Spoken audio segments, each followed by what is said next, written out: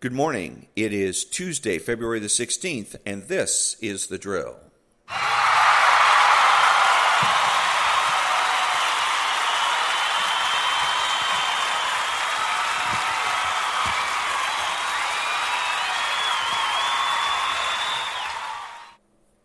Thank you. And now for the prayer of the day. I will cause you to dwell in safety. I have sent my angels to surround you and to cause you to dwell in safety. They will deliver you from all danger and will surround you with my protection. I will hold you up and you will be safe. My eyes are turned on my righteous servants, and my ears are attentive to your cry. I will deliver you from all your troubles. The name of my Son is a fortified tower for you, and you can run to it where you will be safe. Do not be afraid, for I will guide you safely wherever you go. You can lie down and sleep, for I have made you to dwell in safety. I am your God, and I will keep you safe and will protect you forever from the wicked who freely strut around in wickedness. Prayer declaration. You will answer me, Lord, when I call to you, and will give me relief from my distress. You will have mercy on me and hear my prayer. You will grant peace in my family, in my land, and no one will cause me to be afraid. You will walk with me and will be my God, and I will be your faithful servant. Amen.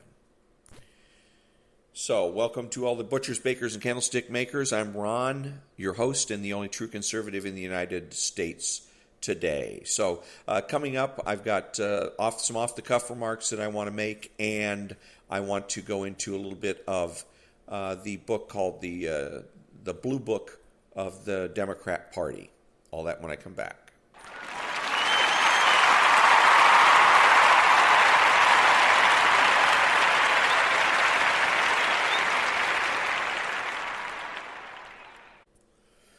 Thank you. Along the lines of listening carefully, I'm listening to Hugh Hewitt again this morning, and it occurs to me that it's so very easy with people like Hugh Hewitt to just sit passively, listen to what it is that they have to say, and then spend the rest of your day regurgitating whatever it is that they say about particular subjects. You look at Hugh Hewitt more or less as a leader. You think, well, he's on the radio, so he must know what he's doing. He has a law degree. He's a lawyer, so he must be smart. He has been around the block on the bus a couple of times, so he's got experience. So I will, in essence, obey him unquestioningly. No, you don't want to do that. Again, you want to listen to the voice inside your head. You listen to your conscience. And if the bell is ringing when Hugh Hewitt is talking, you got to find out why. What is it that's bothering you about what he said? This morning, he's talking to an admiral. I don't know who it was. Doesn't matter. He's interviewing an admiral. And again, as he usually does, he leads his witnesses. He presents all this evidence so that they will agree with him, to make him look good, to boost his ego. So he's doing this with this admiral, and the admiral is telling us what about China. It's all about China, what China is doing or not doing. Hugh Hewitt seems to be obsessed with China.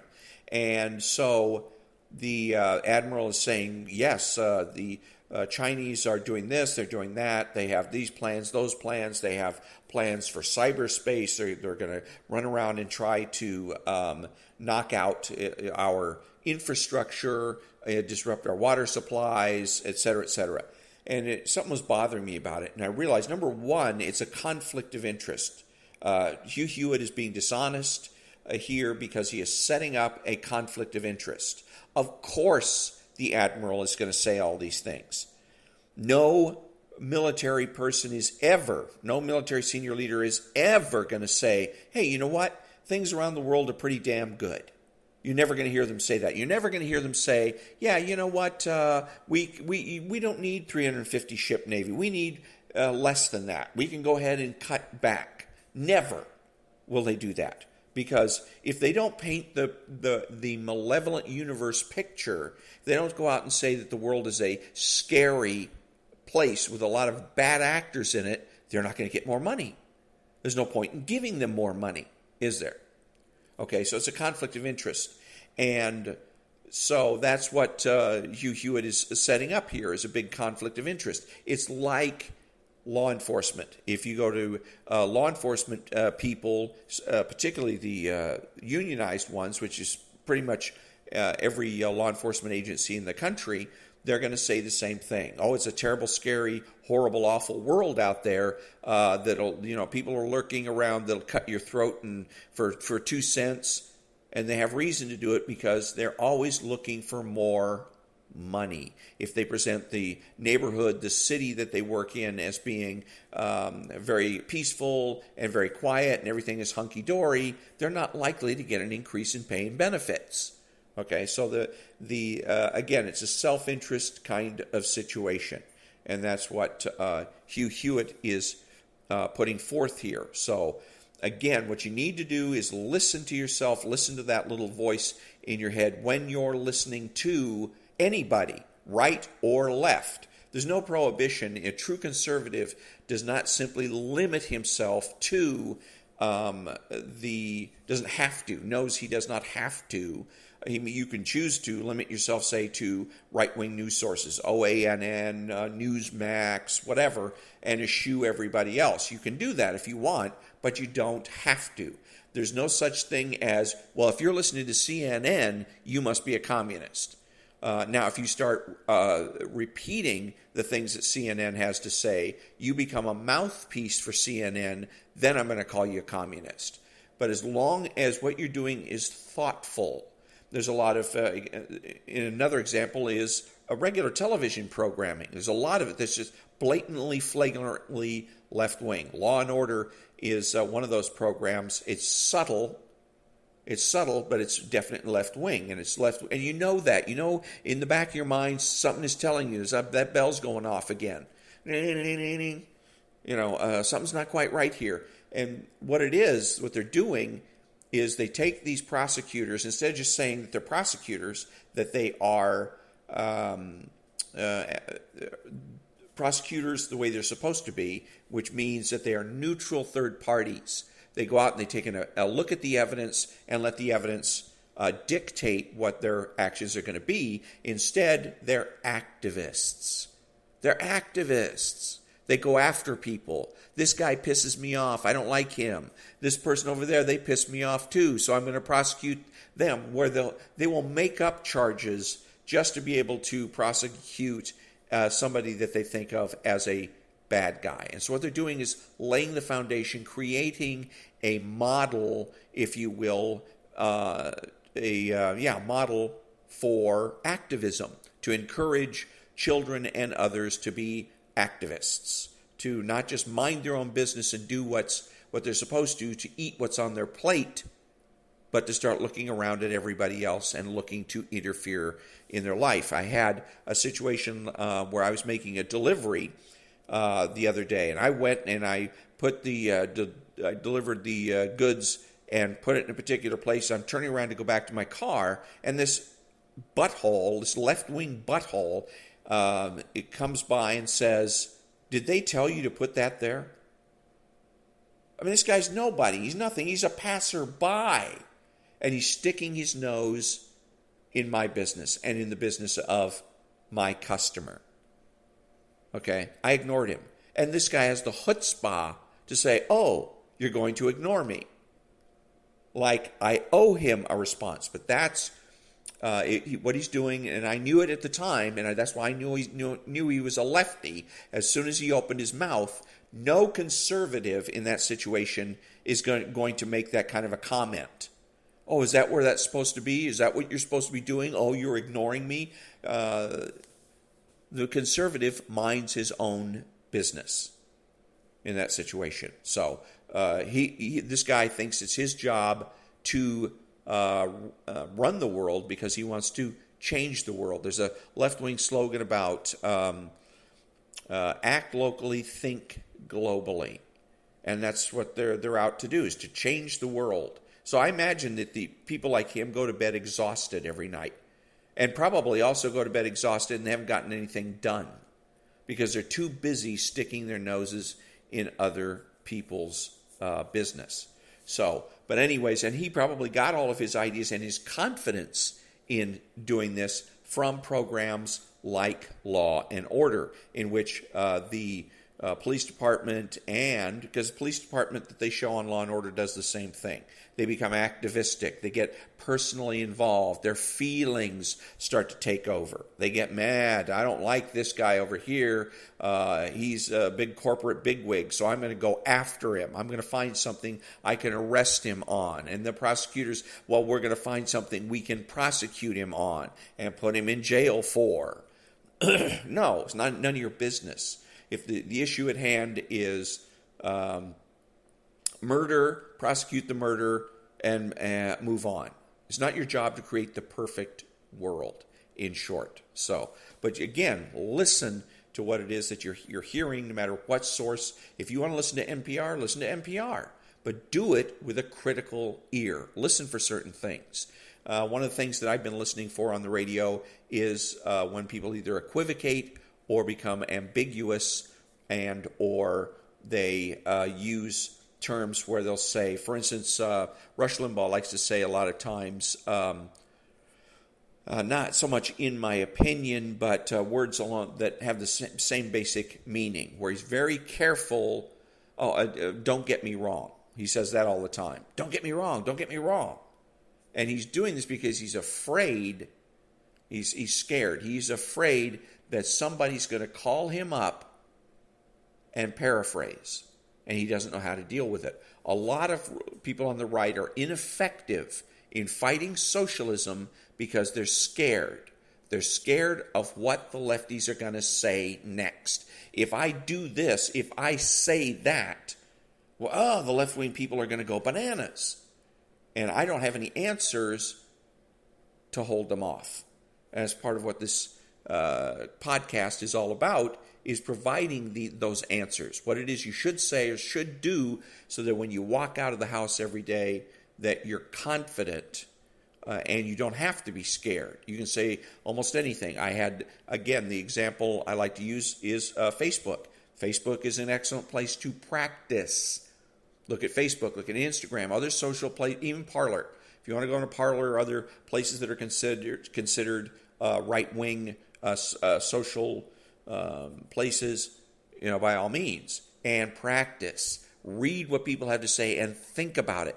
If you got that alarm going off, then stop and think about why it is that that's happening, and approach and get into the conversation from that standpoint.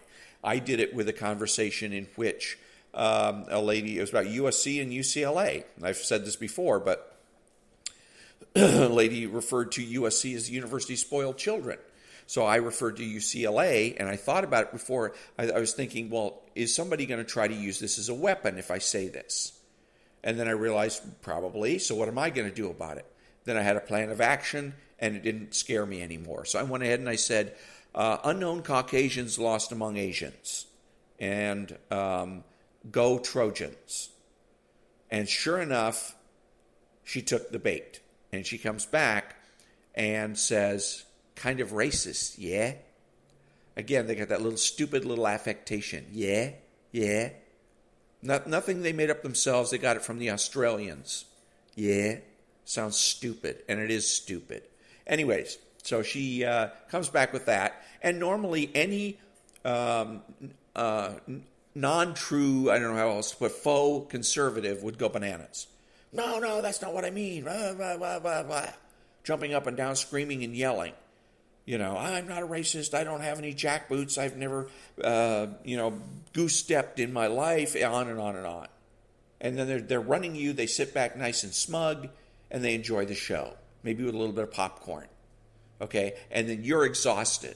And then you're thinking to yourself, next time, I'm staying out of it. So what you're doing is every time you say, next time, I'm staying out of it, it's not worth it, your world gets smaller and smaller and smaller. And probably to the point where you don't even feel comfortable talking to people at home. And that is cowardice. You can't do that. And then wonder why is the country getting effed up? Why is it going in the direction it's going? Why are people burning things down in Portland and Seattle? And because of you, buddy. Because you won't get involved. You won't bother to learn how to defeat these people and defeat them every single time. And it's doable because all they do is use tricks. Any case, I was prepared for it, and so I came back and I said, she says, kind of racist, yeah? And I said, you mean spoiled children? I wouldn't think so. So what I've done there is simply pretended I don't understand what she's talking about. Because there's no rule that says I have to understand what she's talking about. There's no rule in society that says I have to even try to understand what she's talking about. As far as I'm concerned, she's talking left-wing code. Okay? So I said, well, we mean spoiled children? I wouldn't think so. It took her hours to come back with the most convoluted, screwed up response I've ever had. And again, I made the mistake of not immediately claiming my victory, because at that point, I won the argument. It is so essential psychologically for people on the right to claim their victories. Part of the reason you don't want to get involved in arguments is there doesn't seem to be any point to it. It just goes on and on and on and on. That's because you're waiting. You say something and then you wait for the left to say, that's a good point. You're right. I hadn't thought about that. They're not going to do it. Okay, that's the way it used to be. When I was growing up and I was a kid and we had arguments, we would argue until somebody realized that they were wrong. And when they realized they were wrong, they would admit they're wrong. And usually they did that because their teachers and their parents taught them that when you're wrong, you admit that you're wrong. And so the person would say, you know what, that's a good point. I hadn't thought about that. You're right. The left isn't going to do that today. It's not going to happen. You have to claim your victory. When you know you have won the argument, that's when you say, have a nice day, comrade. And you walk away. If they try to continue the conversation, you can say, you know what? The conversation's over. I won. You lost. That's it. Bye-bye. Claim the victory. So that's what I should have done right there. But because I didn't, she has another comeback that was really weak and pathetic. And that's the point at which I went ahead and claimed my victory. I did it by telling her, you're not a leader. You're not a change agent. You're not making a difference. Have a nice life. And then I put in a smiley face emoji. Done. And she sent back, I was notified that she had responded to that, but I didn't even bother to read it. Because again, I won the argument. The only thing the left wants to do is keep the argument going and make you think that there's no reason to get involved in arguments because they never end. They just go on. That everything in life, conversationally, rhetorically, is moot. That's what the word moot means. It means endlessly arguable. So, again, good place to practice, and make sure you listen to yourself. And that's not just me saying it. Ayn Rand, one of the most valuable, matter of fact, I say the most valuable thing she ever wrote. Skip Howard Rourke and all and the Fountainhead and all that bullshit. Skip all that. Get to her nonfiction works. That's where you really get to the nitty-gritty of what it is that she's trying to communicate.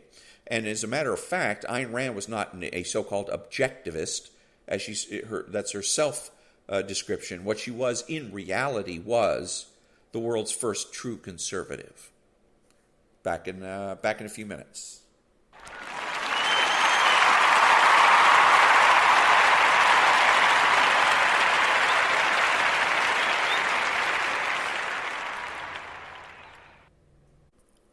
Thank you very much. Another thing that I wanted to get to, I want to give kudos, where, credit where credit's due. And anywhere, that means even with the left, if the left happens to blunder into doing something that is actually good for the country, then I should acknowledge that. But I'm down on the political parties. I think that the political parties are the bane of our citizenship, and that they should be largely ignored. They should be shunted off to the sides, off to the sidelines. They should have marginal influence. that they're a malevolent force in our society. And I've said that many times, and I'll continue saying it. Now, having said that, North Carolina Republican Party did a good one yesterday. They did a solid, to quote to the left, they did a little solid there by reprimanding, censuring their senator that voted to impeach the President of the United States. Good for you. Good for you. It's about damn time that the Republican Party got off its dead fat ass and did something to support the former president. They should have done it while he was president, and that's bad enough. And perhaps what they're trying to do is they're realizing that Donald Trump, this is not a flash in the pan, but that he has, again, changed, created some fundamental changes in this country in terms of changing people's expectations of what constitutes a good politician. And if nothing else, he has demonstrated to people that it is possible to get quality people in office, people that are going to make promises, and then when they get into office, they're going to keep those promises. He has raised the bar for everybody. And also it is, I've read in various places that the Republican Party is Trump's party, period. That basically Trump and his supporters own the party. And so that's part of the reason you've seen Lindsey Graham coming out. Good for Lindsey Graham for going out and spanking the majority leader, the so-called majority leader, fat-ass Mitch McConnell, and spanking him over his disloyal, I'm not going to say treasonous because it's not treason. He's not loyal to the president, but good for him for spanking him. The point is that a lot of the Republican Party is moving Trump's direction.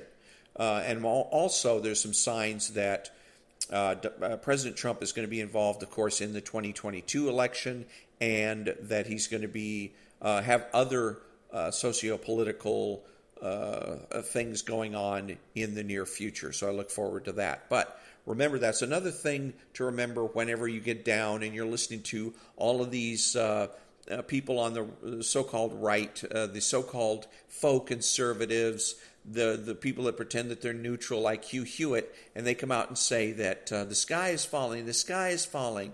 The Democrats own Washington, D.C. No, they don't. And this is further evidence that the swamp creatures have been largely defeated, that the Republican Party is becoming the party of Trump.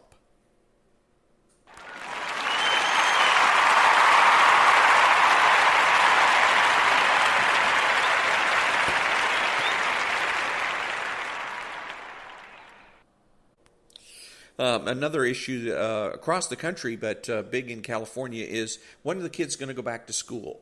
Well, what's going on right now in California is a de facto strike by the teachers union. And again, ultimately, and I was listening to Hugh Hewitt talking a little bit about this, and he said that the difference is between Republicans and Democrats. Republicans want the schools to reopen, Democrats don't. And so he doesn't come back with a solution. How do we resolve this impasse? And I say it's simple. For you and I, we need to get with our elected officials and say to them that the teachers union is abusing its power and that the teachers union needs to be decertified. Teachers union or unions need to be decertified on the spot. And we go back to making them civil servants, and they can teach that way. But having a de facto strike where they are in effect doing one of the most despicable things you can do on earth, which is to hold children hostage, is a clear abuse of any power. I was going to say authority, but they don't have any authority. They just have naked, brute force and brute power. They're not going back to work because nobody can make them go back to work. Yet, the great deal for them is they're getting paid full salary. They get their full pay and benefits while they do nothing. They get their full pay and benefits to actually go on strike, and that's where they're holding the children hostage. So the way to deal with that Their vulnerability is their union itself. It's a source of strength, and it's also their biggest weakness. And so going to the governors, going to the mayors, going to the superintendents, going to all of those elected officials and demanding that these unions be decertified immediately is definitely the way to go. And when I come back, I'm going to have a little bit of something to say about the Blue Book of the Democratic Party.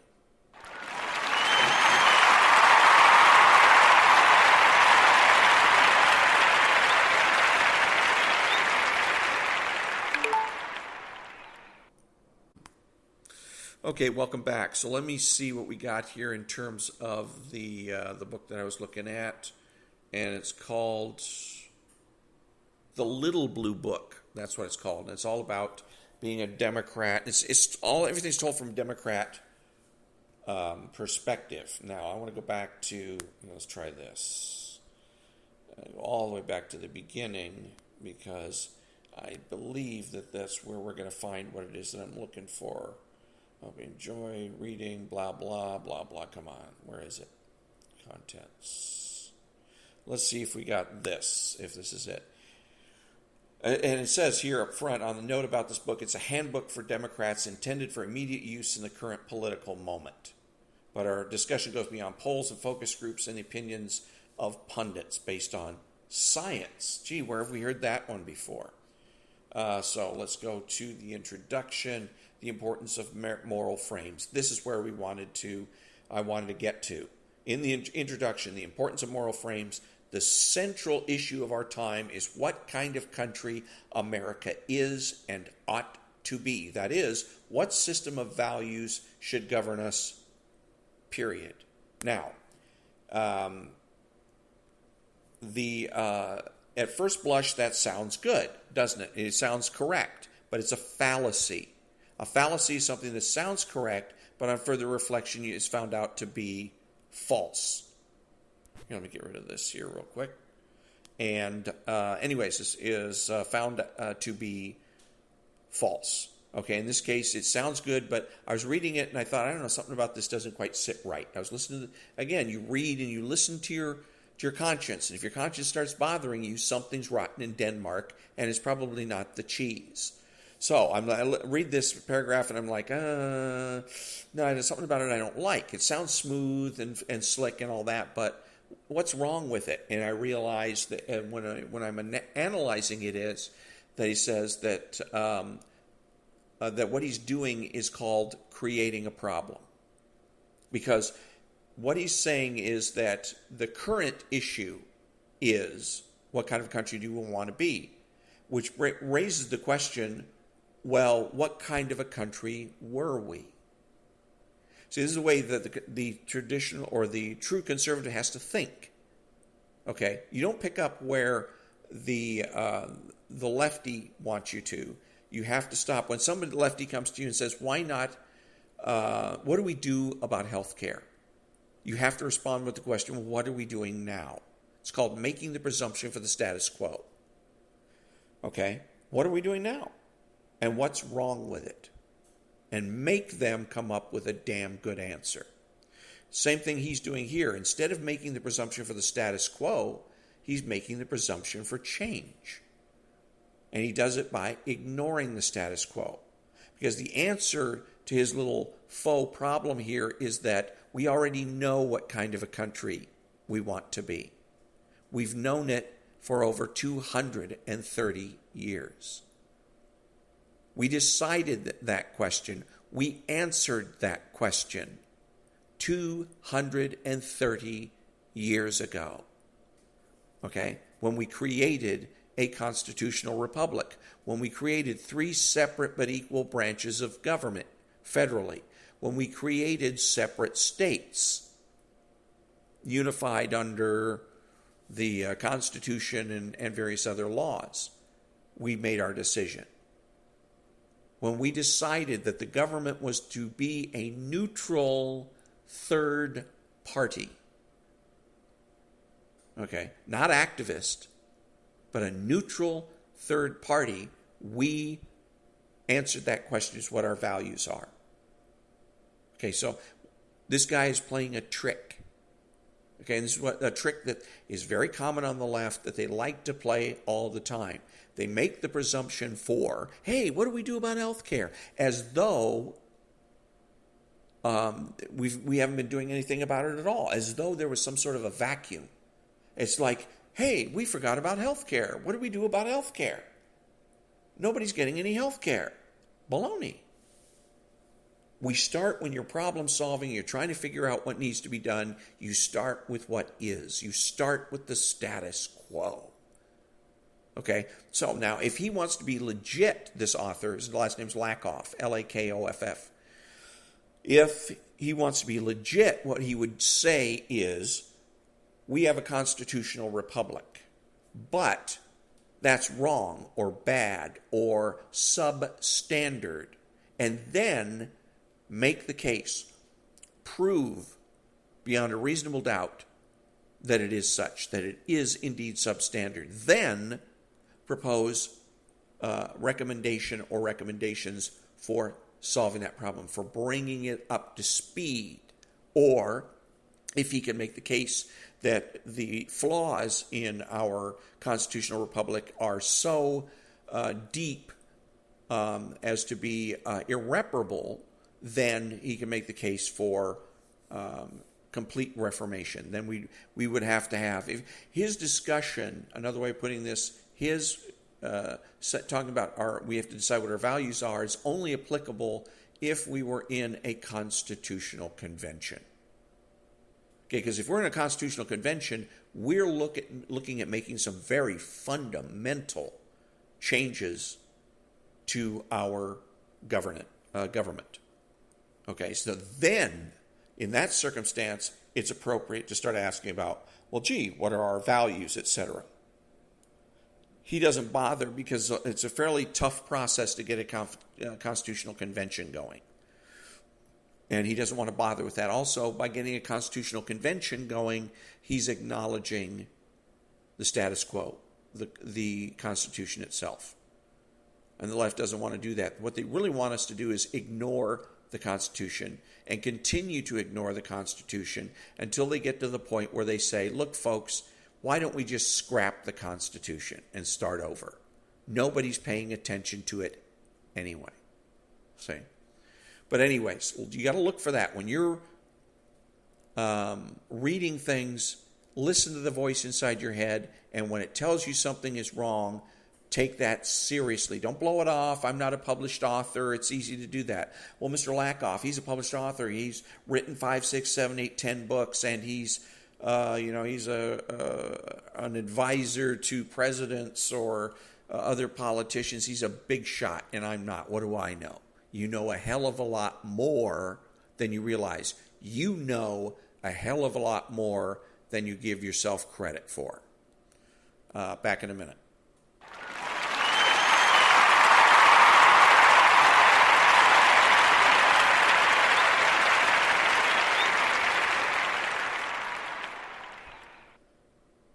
Thank you. That ends another episode of The Drill. Be honest, be smart, be beautiful.